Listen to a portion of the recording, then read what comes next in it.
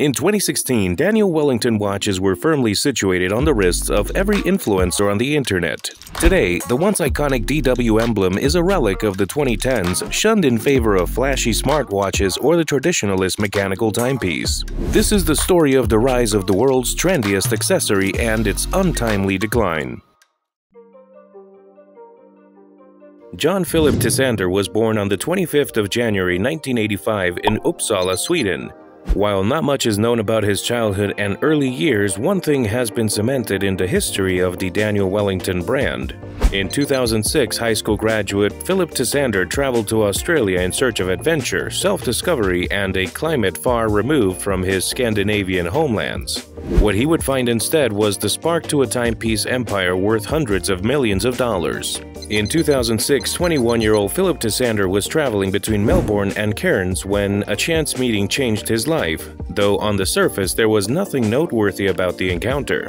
Philip made the acquaintance of a fellow traveler, a British gentleman by the name of Daniel Wellington, who Philip perceived to be the very personification of style itself. Philip was in awe of the intriguing man and his distinct sense of style. But what really stood out to him was the man's watch, a Rolex Submariner secured to his wrist by a black and gray nylon band. The simple design of the band, known as a NATO strap, paired with the large-face luxury timepiece, created a timeless minimalist aesthetic that would stick with Philip for a long while. Upon his return to Sweden, Philip would enroll in business school to hone his enterprising instincts. At the time, Philip was already an entrepreneur, though on a much smaller scale than he would be in a few short years. He had started two companies, one selling neckties and the other a line of plastic Rolex replicas. Both endeavors operated online and saw moderate success. But more important than that was the revenue made from these early businesses that would be the initial investment in Philip's very own watch company. His fixation on the British gentleman's watch and its unique aesthetic highlighted a space in the market that Philip was more than ready to fill, and as of then, unmet demand for a simplistic, minimalist timepiece. The perfect preppy accessory in a world of flashy, complicated mechanical watches. Of course, Philip then needed a name for his new company, something that sounded international, both easy to pronounce but elegant on the tongue. Something familiar and memorable, yet sophisticated enough to invoke images of style and luxury with its mere utterance. It was only natural to him to utilize the name of the man who had unwittingly started it all, Daniel Wellington.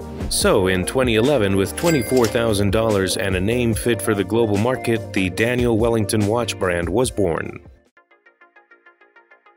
The appeal of a Daniel Wellington watch was simple, as was its design: a large, easily read round face free of any overcomplicated designs and an interchangeable nylon NATO strap.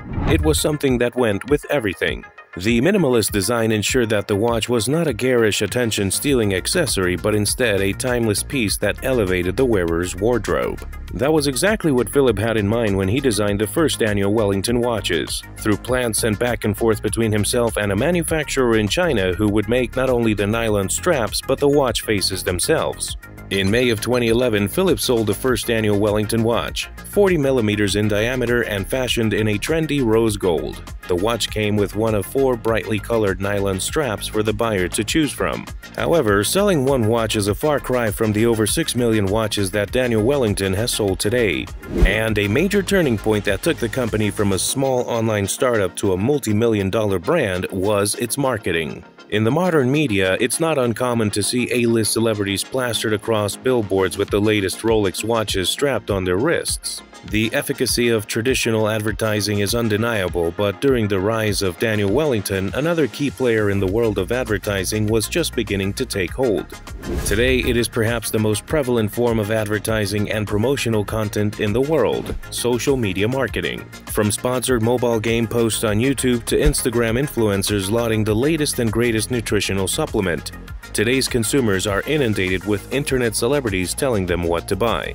Just a few short years ago, however, Daniel Wellington was a pioneer in the world of influencer marketing when Philip Tissander decided that it would be the brand's primary form of advertisement. At the dawn of sponsored content, every influencer under the sun was wearing a Daniel Wellington watch, and within months, everyone else wanted one. In 2016, just 5 years after the founding of the company, Daniel Wellington made a revenue of $230 million.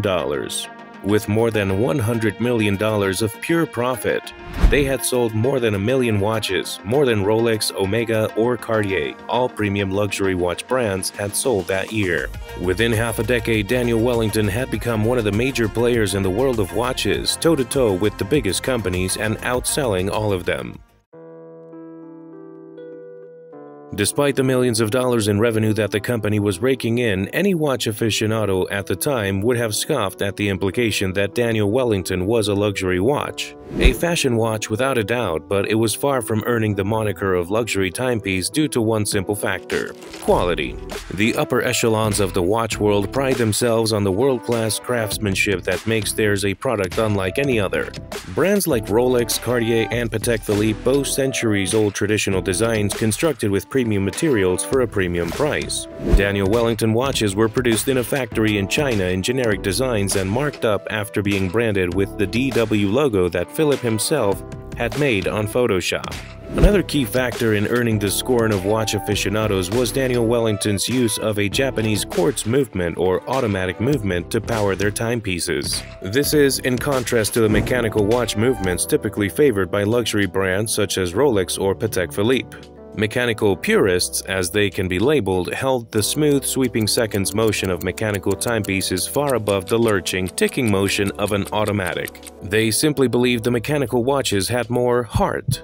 The derision of mechanical purists aside, the quality of Daniel Wellington watches became a big sticking point against the brand. Why pay $130 to $240 for a basic quartz watch with a generic minimalist design from Daniel Wellington when the same watch could be found at ASOS for a fraction of the price, just without the DW emblem? A design mirroring the intricacy, quality, and craftsmanship of a Rolex could not be purchased at every other fast fashion outlet on High Street, but an equivalent to a Daniel Wellington watch could be.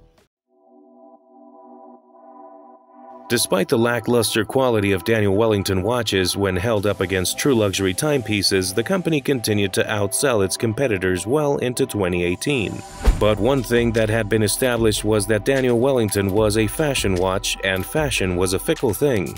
In April of 2015, Apple released the Apple Watch. By the second quarter of the fiscal year, more than 4 million devices had been sold, and the world of smartwatches began its rapid growth. In 2017, Daniel Wellington's most successful year in number of sales, Apple sold 17.7 million watches, well over the 6 million Daniel Wellington is estimated to have sold in total throughout its existence.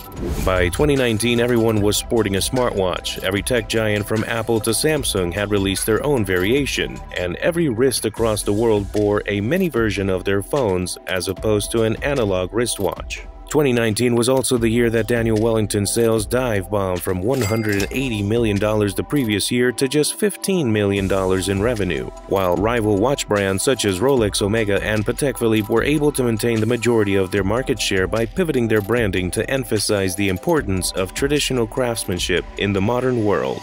Daniel Wellington was not so lucky. The style of watches that the company was known for, the large round face and colorful strap, had simply fallen out of fashion. Daniel Wellington watches offered none of the technological conveniences of a smartwatch and few of the traditional charms of a luxury timepiece. The space for minimalist mid-tier quality Nordic-style watches had run out.